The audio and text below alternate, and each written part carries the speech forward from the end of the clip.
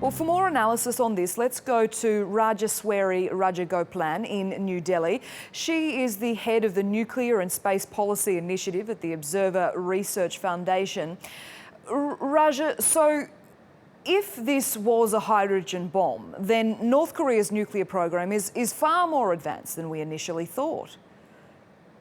That's right, absolutely. If the claims are to be believed, I think we can say that it's a much more advanced system, much more of a sophisticated nuclear weapon they have.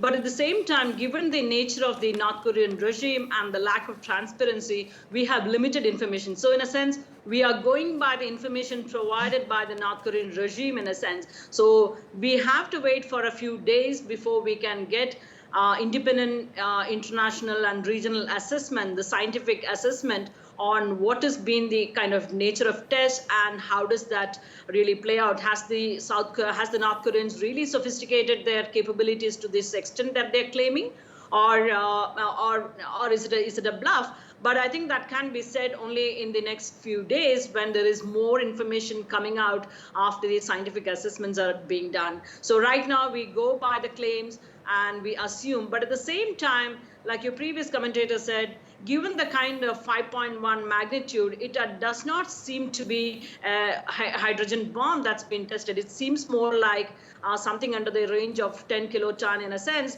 which is more like the plutonium-based nuclear weapon in a sense. So we have to wait for a few days before we can come to a complete, correct assessment on the nuclear test.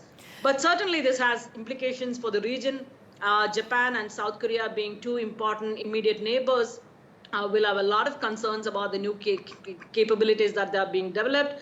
And Japan, particularly under the Abe administration, is likely to also respond in a much more forceful manner than the previous regimes that we have seen.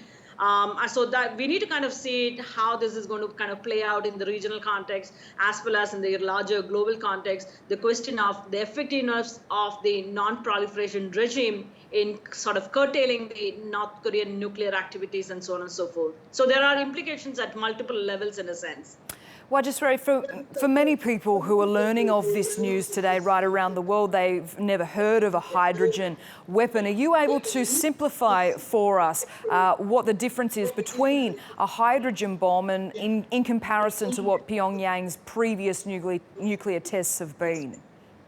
So there are essentially two ways of doing a test. One is the fission process. Fission is essentially a breakdown of the atom and kind of things.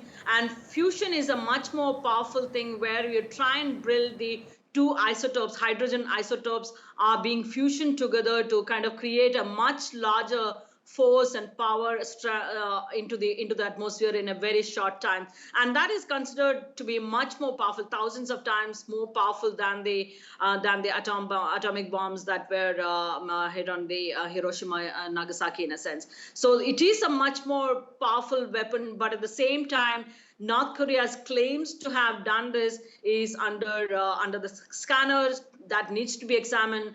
The North Korean claims need to be taken not with a grain of salt, but I think a spoon of salt in a sense. So we need to kind of see how sophisticated it has been. We need to wait for the more scientific results to come out before we can actually make some sort of a correct assessment on the program and the claims. Rajeswari Rajagopalan, thank you so much for your insight.